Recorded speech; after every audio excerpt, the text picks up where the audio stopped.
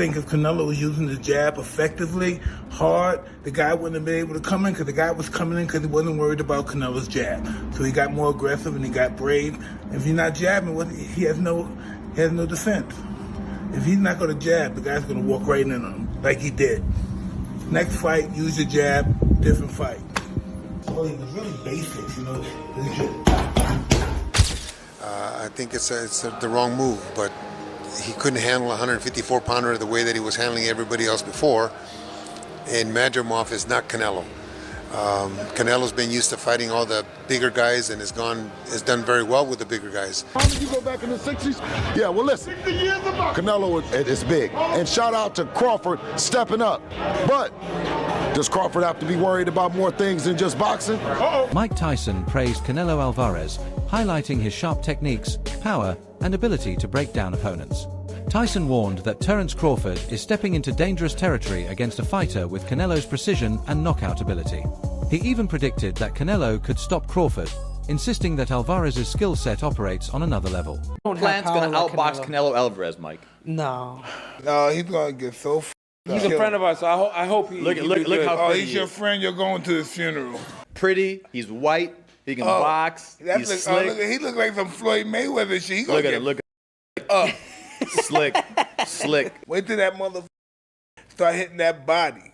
Yeah. Alvarez hit that mother body. Yeah. Look how slick. Mike, look how slick he is. Oh, he's going to get Caleb buried his daughter when she was 2 years old. Yeah. He's got that killer attitude. Some bullshit, Caleb, your white Woo! Again, that's part of the marketability. Oh yeah, the complexion is white. You're not used to seeing somebody like that do that well. He got the complexion for the protection, but he's gonna be in some shit. This Mexican. Bill Haney described the upcoming Canelo Alvarez versus Terence Crawford fight as a rare clash between two generational talents. In his view, both fighters are already cemented as all-time greats, making it nearly impossible to predict a winner until they actually meet in the ring. On one hand, Canelo's dominance across multiple weight classes proves his adaptability against different styles. On the other, Crawford's undefeated rise through divisions and technical brilliance highlight his greatness. Haney's neutral stance reflects how many in boxing see this fight, not just as a contest of skills, but as a battle that could redefine legacies. Canelo Crawford, what's your breakdown of the fight? Huh? Canelo against Crawford, what's your breakdown? Man, when you talking about these big fights, you whispering. You said Canelo and Crawford? Yeah. Man, come on, man, that's the biggest fight, you know what I mean, in boxing right now. Canelo and Crawford. Crawford stepping up. Man, it's so big, you got Muhammad over there saying something about it. That's how big it is. It came off the bench from the 60s, right, Muhammad? You go back in the 60s? Yeah, well, listen, Canelo is big. And shout out to Crawford stepping up. But does Crawford have to be worried about more things than just boxing? Absolutely. Let's go. I didn't say he has to do any accusing, nor we would do that, but I'm saying is, let's worry. If you watch what happened to Devin, Devin just came out and said the damage is done after the fight. You can never go and repair that. So let's be cautious, let's be prepared, and at the very least, join 365 Nevada, 365 drug testing like Devin is doing. At a press conference alongside Canelo, Mike Tyson didn't hold back. He argued that Crawford is simply too small to compete realistically at this weight. Fans may admire courage and ambition, but Tyson stressed that size and physicality matter. Coming from one of the most feared heavyweights in history, his words carried weight, reminding everyone how much natural strength and size can dictate a fight. Mike Tyson, he says that this is a fight that nobody calls for. It's just simply too much of a size difference. Shannon Briggs is the believer in styles make fights, skill set, and the skill set of Canelo Alvarez versus the skill set of Terence Crawford favors the skill set of Terence Crawford, not only just to win, but to possibly stop Canelo Alvarez for the first time in his career. Now, Canelo Alvarez is a first ballot Hall of Famer. Terence Crawford is a first ballot Hall of Famer. Terence Crawford is 4-division champion, undefeated, 2-division undisputed champion. Trainer Abel Sanchez, best known for guiding Gennady Golovkin, expressed strong doubts about Crawford's chances. He emphasized the risks of moving up in weight, pointing out that Crawford has never fought at this level. Sanchez reminded fans that even Dmitry Bivol, a natural light heavyweight, had to push himself to the limit to beat Canelo. For Crawford, who has never fought a true super middleweight, the challenge is even greater. Sanchez underlined a hard truth: skill alone cannot erase physical disadvantages. Valid Hall of Famer. I just think that moving up in weight without having fights to merit that, I think it's the wrong move. But he couldn't handle a 154-pounder the way that he was handling everybody else before. And Madrimov is not Canelo. Canelo's been used to fighting all the bigger guys and has done very well with the bigger guys. Nobody's hurt him. Nobody's heard of him. He's fought the biggest punch. He fought Gennady. Come on, he fought Gennady twice, really the good fights, and then Bivol couldn't. Bivol hit him with everything and couldn't hurt him. So how's Terrence gonna do that? I don't think he can. I see Canelo going away maybe in a 16-12, 17-13 kind of fight. The first 3 or 4 rounds will be difficult for Canelo, or a little harder for Canelo because of the speed. But once he just like when Golovkin fought Kell Brook, the first 3 or 4 rounds where Kell was fast. But Terrence is going to expose himself when he throws his punches, and Canelo's going to finally get this timing down, and I think we'll be able to control the fight. Showtime analyst Sean Porter, assumed Show the Adult in text, expressed a conflicted opinion. While he personally supports Crawford and hopes for his victory, his knowledge of the sport forces him to acknowledge the uphill battle ahead. Porter stressed that boxing cannot be judged on emotion alone, history and facts matter. Crawford's skill set is extraordinary, but when size, weight, and experience are factored in, the advantage tilts toward Canelo. His view highlights how hard it can be to separate hope from honest assessment. People forget Canelo got skill. We're going to talk about that. No. As a Bud fan, I would love for him to have a tune-up. I agree. Yeah. Listen, I want Bud to win, but because I'm too old.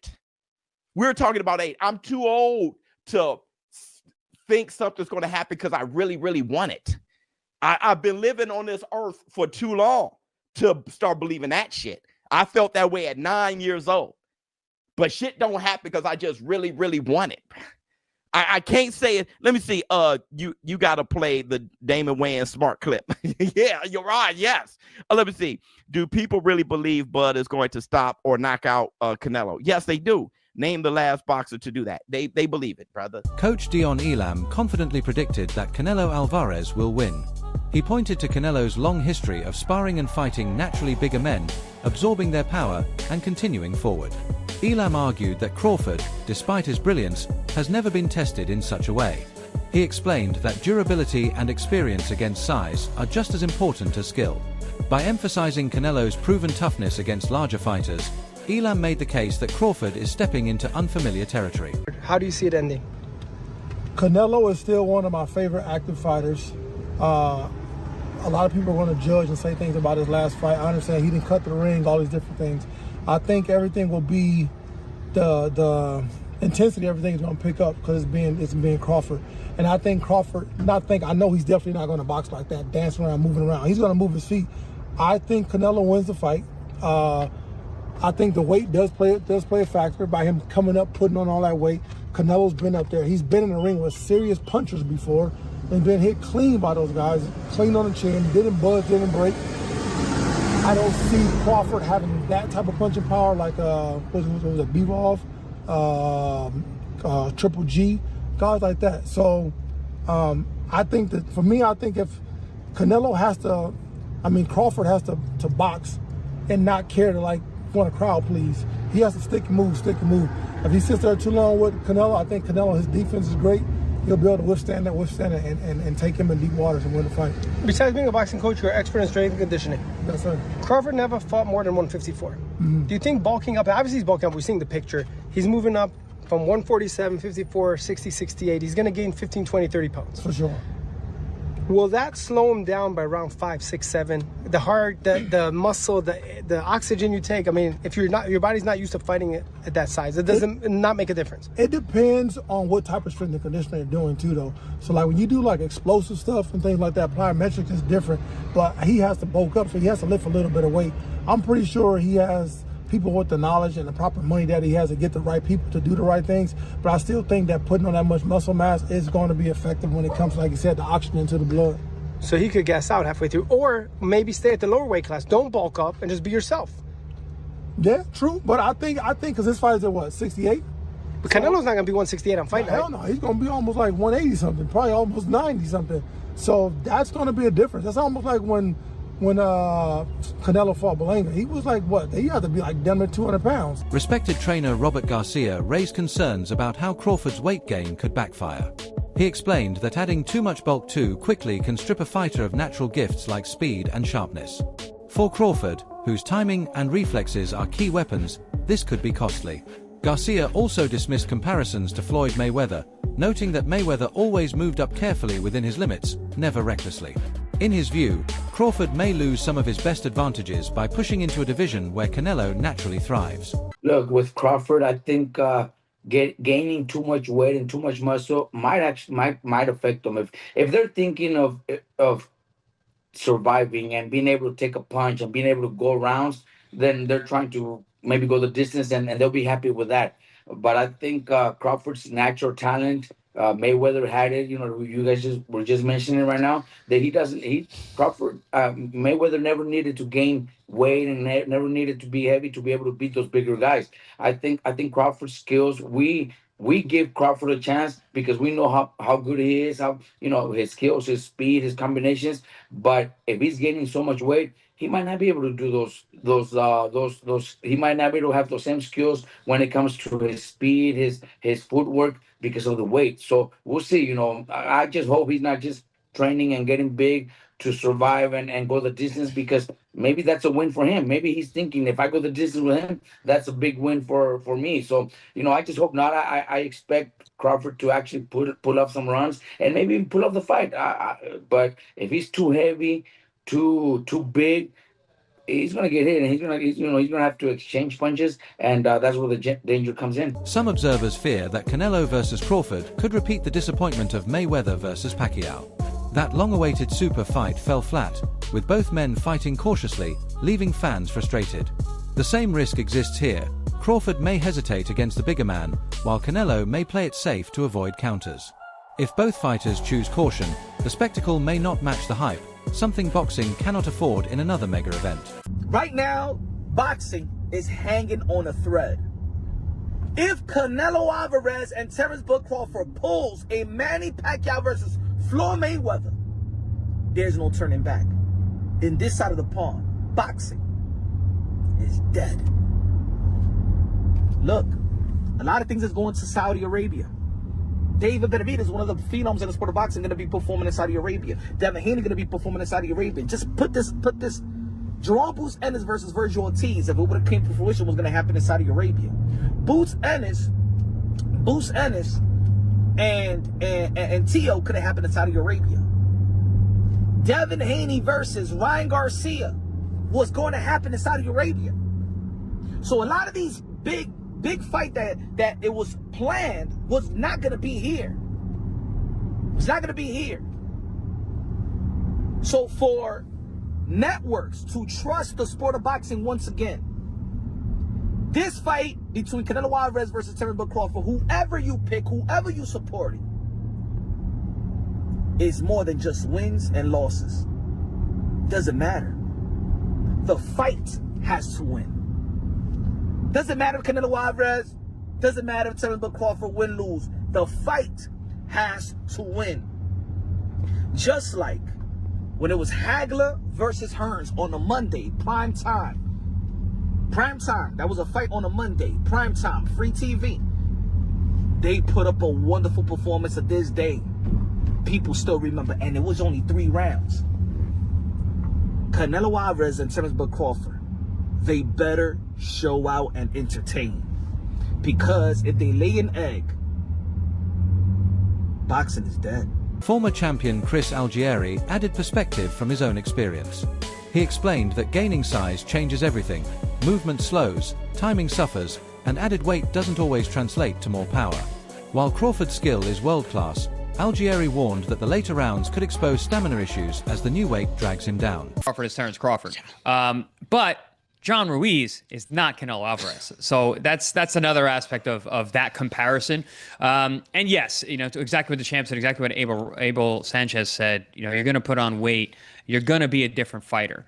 And I can say this, even as a fighter as myself, as I've gotten heavier in my retirement, I try and move around the gym, it just feels different. And even when you start camp, you feel different in the beginning than you do at the end. But listen, we're still 4 or 5 weeks away. I don't know exactly what Terrence is weighing right now. And even if he does say what he weighs, man, he's gone out there and said he's weighed, all types of crazy numbers just to get media to respond. So it's really not really going to know until the fight and we see these guys next to each other. He might look bigger right now, but he might not be that heavy. He might still be in the range that these guys are targeting for the fight itself. But I will say this, if you look at it historically, Floyd Mayweather, when he fought Canelo Alvarez, Floyd was 36 years old. Canelo was a young man. I think he was 21 or something like that, or 23, under 23, whatever the case may be. Floyd came in how Floyd always comes in. He didn't try to put on weight for that fight. I think he came in 150 pounds, like he always did in his big fights, and even at 36 years old. And it was his speed, it was his technical proficiency, it was his skill and his jab, which is what gave Canelo fits all night long and eventually why he lost 11 rounds to 1.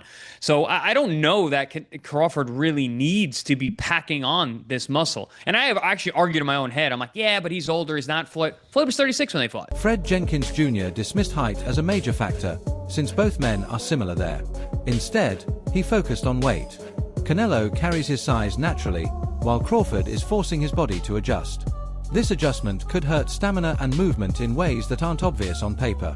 According to Jenkins, Crawford's real challenge is learning how to perform at an unnatural size without losing the qualities that made him dominant. Really good to Canelo. I'm pretty sure Crawford is studying and watched. His team and them is watching. And yes, they're really not like, you could say bigger because of the weight, but they're actually like, what, how about that? Same height?